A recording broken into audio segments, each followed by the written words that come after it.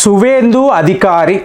So ఇప్పుడు ఇతన్ని యోగి ఆదిత్యనాథ్ యొక్క వెర్షన్ 2 అని మీకు బెంగాల్లో మాట్లాడుతున్నారు. రావడము ఇతను బుల్డోజర్స్ తీసుకొని వచ్చాడు.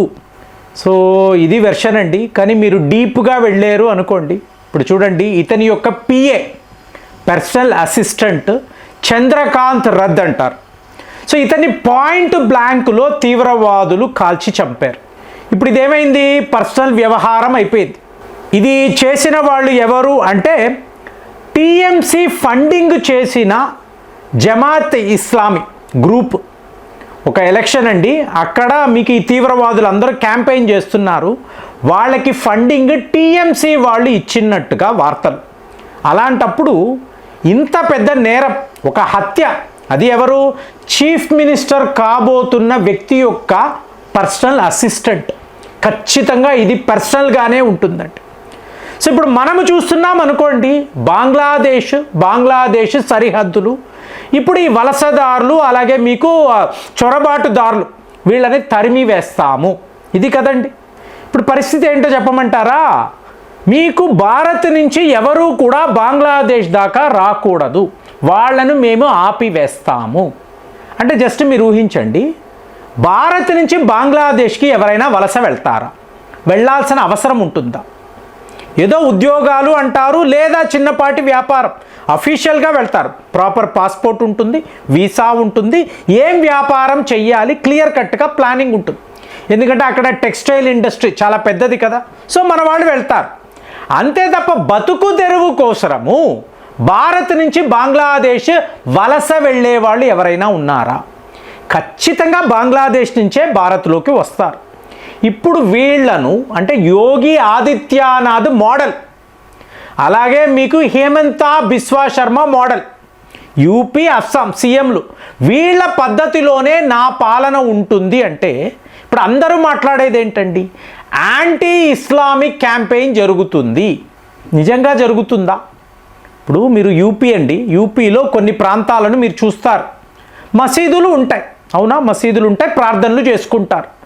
అలాంటిది మసీదులు అడుగున ఈ టన్నల్స్ ఏమిటి, సొరంగాలు ఏమిటి, పెద్ద పెద్ద నిర్మాణాలు ఏమిటి, ఇంతంత గోడలు, మీకు పెద్ద పెద్ద తలుపులు, ఇవన్నీ ఎందుకండి? ఇప్పుడు మీకు ఎంతోమంది ముస్లిం ఫ్రెండ్స్ ఉంటారు కదా, నాకు ఎంతోమంది ఉన్నారు, అందరం మామూలుగానే కదా ఉంటాము, ఇలాంటి ఆలోచనలు ఉండవు కదా. కానీ ఇక్కడ క్యాంపెయిన్ ఎలా జరుగుతుంది, యాంటీ ముస్లిం క్యాంపెయిన్. అంటే మైనారిటీల పట్ల చాలా చాలా దారుణమైన వ్యవహారాలు ఉంటాయి, ఇదంతా మాట్లాడుతున్నారు. మీకు ఒక పచ్చి నిజం చెప్పమంటారా, ఇప్పుడు వెస్ట్ బెంగాల్ అంటేనే హ్యూమన్ ట్రాఫికింగ్ అంటే గత 5 ఏళ్లలో 4 లక్షల మంది చిన్నారులు, అమ్మాయిలు మాయమైపోయారు. అంటే హ్యూమన్ ట్రాఫికింగ్ అనేది, స్మగ్లింగ్ అనేది ఏ స్థాయిలో అక్కడ జరుగుతుంది అంటే ఈ అవయవాలు యూరోప్ దాకా వెళతాయండి. అంటే ఈవిడ ఒక మహిళ, సీఎం ఒక మహిళ కదండి. ఈ అమ్మాయిలు, చిన్న చిన్న అమ్మాయిలు ఇలా మాయమైపోతున్నారు. ఎందుకు మాయమైపోతున్నారు, వీళ్ళు ఎక్కడికి వెళుతున్నారు, తిరిగి రాని లోకానికి వెళుతున్నారా, వీళ్ళ అవయవాలను ఎవరు అమ్ముతున్నారు, ఎవరు కొంటున్నారు, ఎక్కడికి వెళుతున్నాయి, ఇంతవరకు ఒక చిన్న ఇన్వెస్టిగేషన్ కూడా జరగలేదు. కాబట్టే మీరు చూశారనుకోండి, ఎలైట్ వర్గం నుంచి గ్రామాలు, స్లమ్ ఏరియాస్, కాలనీస్ ఇక్కడ అడిగినప్పుడు మహిళలు తిరగబడ్డారంటే, ఒక్కసారి మీకు మహిళలు తిరగబడ్డారు అంటే సునామీయే కదా, ఆపగలరా? ఎవరైనా ఆపగలరా? అదే మీకు వెస్ట్ బెంగాల్లో జరిగింది. అసలు ఈవిడ వద్దు అనేసారు. అంటే మనకు జనరల్గా జూనియర్ డాక్టర్ ఉదాంతం, ఇప్పుడు ఈవిడ ఎలా చూశారు, మీకు ఒక టీవీ ఛానల్ వాళ్ళు ఒక డిబేట్ పెట్టినప్పుడు ఈవిడ వస్తున్నారు, అక్కడ మీకు మెడికల్ స్టూడెంట్స్ కూర్చొని ఉన్నారండి, అడుగుతున్నారు, మా జూనియర్ డాక్టర్ ఇలా ఇంత దారుణంగా హాస్పిటల్లోనే ఇలా హత్యకు, మానభంగమై హత్యకు గురైతే దీన్ని మీరు ఎలా చూస్తున్నారు అంటే ఈ ప్రశ్నలంతా బీజేపీ వాళ్ళు అడగమన్నారా, కాంగ్రెస్ వాళ్ళు అడగమన్నారా? ఈవిడ అంటే మీరు దెయ్యాలతోనే సావాసం అనుకోండి, దేవతలు కూడా దెయ్యాల్లాగే కనిపిస్తారు కదా. ఈవిడ మైండ్ సెట్ అలా అయిపోయింది. నేను ఒక మహిళను, అక్కడ ఒక దారుణమైన సంఘటన జరిగింది, దీని మీద మనము తిరగబడాలి, స్త్రీ శక్తి అనేది ఇవాళ జాగృతం ఇది కదండి మాట్లాడాలి. అది విడిచిపెట్టి మీరు ఏ పార్టీ వాళ్ళు, మీకు వాళ్ళు ఎంత డబ్బు ఇచ్చారు ఇదా?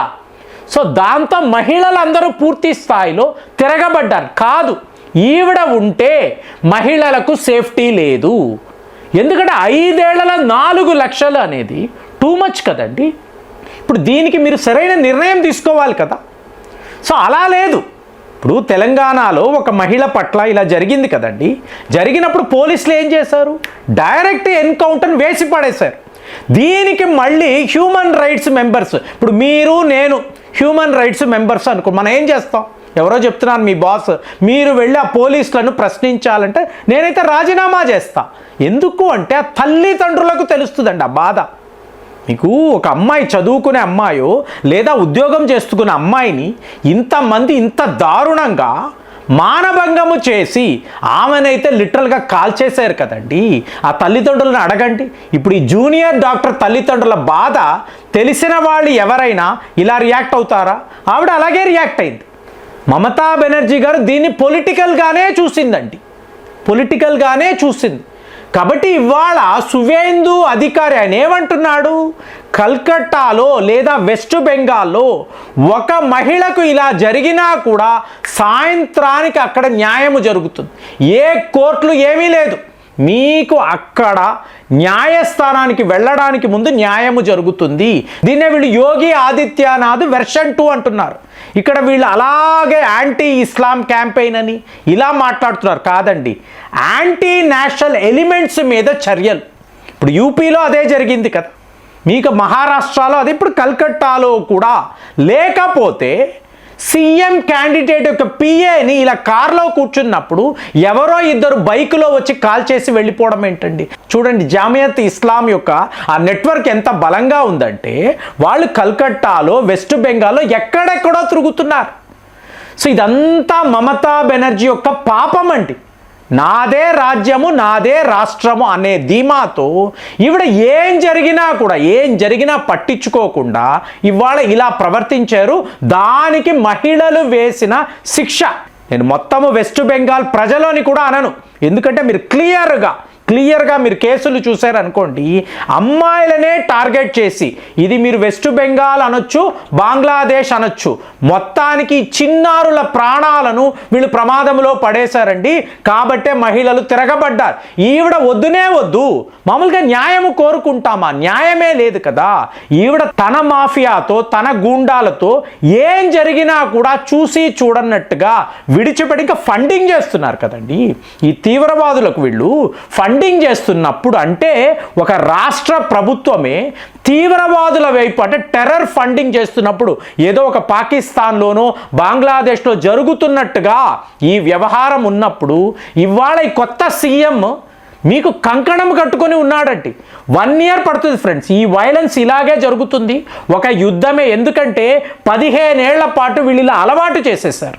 ప్రజలు ఏమీ మాట్లాడకుండా, వాళ్ళు న్యాయము అనేదే లేకుండా వాళ్ళు అలా బతికేయండి అని అన్నారు. ఇప్పుడు ఇంత పెద్ద చేంజెస్ రావాలి అనుకోండి. ఒకటి బంగ్లాదేశ్ వలసదారులు, రెండవది వెస్ట్ బెంగాల్లో నివసిస్తున్న తీవ్రవాదులు, మూడవది పోలీస్కి పవర్ ఇవ్వాలి. అప్పుడే మీకు లా అండ్ ఆర్డర్ అనేది కరెక్ట్గా ఉంటుంది. ఒక ప్రాపర్ పాలన ఉండాలి అంటే ఈ అరాచకాలనంతా కూడా మీరు తుడిచిపెట్టేయాలి. అంటే మమతా బెనర్జీ వెస్ట్ బెంగాల్లో కనిపించకూడదండి. ఈవిడని ఎక్కడికో తీసుకెళ్ళి విడిచిపెట్టాలి, లేకపోతే ఇంత దారుణాలు. సో వీళ్ళు చెప్తూ ఉంటే ఆ ఆధారాలు, ఆ వార్తలు అవి చూస్తూ ఉంటే దారుణం అండి. మరి ఇవాళ వెస్ట్ బెంగాల్లో వచ్చిన ఈ కొత్త సీఎం ఇతను యోగి ఆదిత్యనాథ్ వెర్షన్ 2 అని చెప్పి మీరు కూడా అనుకుంటున్నారా? కామెంట్స్లో రాయండి. మళ్ళీ వచ్చే వీడియోలో కలుద్దాం. జై హింద్.